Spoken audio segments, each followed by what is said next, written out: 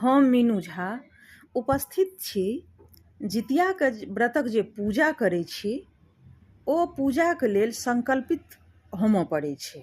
बहुत गोटे संकल्प कऽ कऽ पूजा करै छथि। जखन पूजा पर बैसै छथि तऽ ओ तऽ संकल्पित होइ छथि। संकल्प करैके अर्थ ई भेल जे हम अहाँके पूजाके भार उठबै छी, हे भगवान अहाँ ई व्रतके हमरा पार लगाएब। तऽ संकल्पके अर्थ सएह भेल जे हम अहाँ पूजाके भार उठबै छी। तऽ संकल्पके मंत्रक संगे हम संपूर्ण विधि लऽ कऽ उपस्थित छी। तऽ अपने लोकनि सुनी। पूजा लगमे जे कलश राखब, ओहि कलशमे कुशके जितवाहनक आकारक एकटा मनुष्यक आकार कऽ के कुशके ओहि कलशक जलमे के राखि देबै। आमक पल्लव राखि देबै आ अरिपन दऽ कऽ ओहि कलशके ओतऽ स्थापना कऽ देबै। आ ओतऽ जतमान सामग्री राखल रहत पूजाके, नवेद तवेद धूप दीप, अपने जे बैसल रहब, ओ सबसँ पहिले पवित्र करब। ओहि पवित्रक मंत्र ई अछि, ओ पवित्र करैके मंत्र अछि। हाथमे जल लऽ कऽ आ मंत्र पढ़ब। नमः अपवित्रो पवित्रो वा सर्वावस्थां गतोऽपि वा या सम्रेत पुण्डरीकाक्ष स वाह भयंतर शुचि शुचि ओम पुण्डरीकाक्ष पुनातु। ई पढ़ि कऽ, ई मंत्र पढ़ि कऽ ओतऽ जतेक पूजा पाठक सामान राखल रहत, फल फूल धूप दीप, जे वस्तु ओतऽ राखल रहत, जेना ओ डाला भरि कऽ राखल रहत, ताहिपर मे ओ जल छीट कऽ पवित्र कऽ देबै। गंगा जल दऽ कऽ ओहि जलमे पवित्र कऽ देबै। ओकर बाद अपना शरीर परमे सेहो ओ जल छीट कऽ शरीरके पवित्र कऽ लेब। ओकर बाद संकल्पित हैब, संकल्प करब। संकल्प करैके लेल हाथमे तेकुसा लेब, तेकुसा मतलब कुश, आ तिल जल लऽ कऽ संकल्प करब आ मंत्र पढ़ब। नमो अस्यां रात्रौ आश्विन मासे कृष्ण पक्षे अष्टमियां तिथौ। जे अपन गोत्र रहत ओ गोत्र लऽ कऽ अपन नाम लेब। मम सकल पुत्र पौत्रादि चिरंजीवत्व सकल सुख सौभाग्य अवैधत्व गोधन धान्यादि समृद्धि कामनाय जिमुतवाहन पूजन तथा कथा श्रवण संकल्प अहं करिष्ये। ई मंत्र पढ़ि कऽ ओतऽ संकल्पित हैब। आ ई मंत्र पढ़लाके बाद जे हाथमे जे ओ चाउर और तिल जौ कुश रहत, ओहि पात परमे के राखि देबै। आब एहि बीचमे दू लाइन गीत एकटा सुना दी जितवाहनके, जितियाके गीत दू लाइनके सुना दी। सबके मोन बदलि जायत, कथाके बीचमे नीक लागत गीत सुनैमे। सुने जाओ अपने लोकनि दू लाइनक ई गीत। गे बहिना जितिया पाबनि पूजब छै बड़ भारी गे, तरुणी वयसे हम नारी गे ना। गे बहिना जितिया पाबनि पूजब छै बड़ भारी गे, तरुणी वयसे हम नारी गे ना। हमरा नहीं पूजा के साधन पार लगौथिन जिमुतवाहन। हमरा नहीं पूजा के साधन पार लगौथिन जिमुतवाहन गे, पार लगौथिन जिमुतवाहन। आस सब पूरा करथिन बुझथिन हमर लाचारी गे, तरुणी वयसे हम नारी गे ना।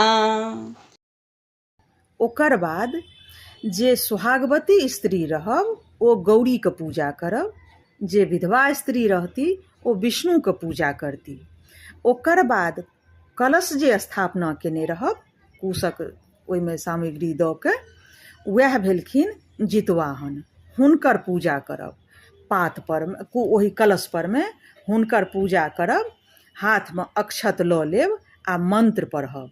आ ओ जे जीमुत कलश जे राखल रहत ताहि परमे के सब किछु छीटब। आ मंत्र एहि तरहक अछि, हाथमे अक्षत लऽ कऽ मंत्र पढ़ब, नमो जीमुतवाहन इहा गज इह तिष्ठ सुप्रतिष्ठितो भव। ओहि कलश परमे के ओ अक्षत छोड़ि देबै।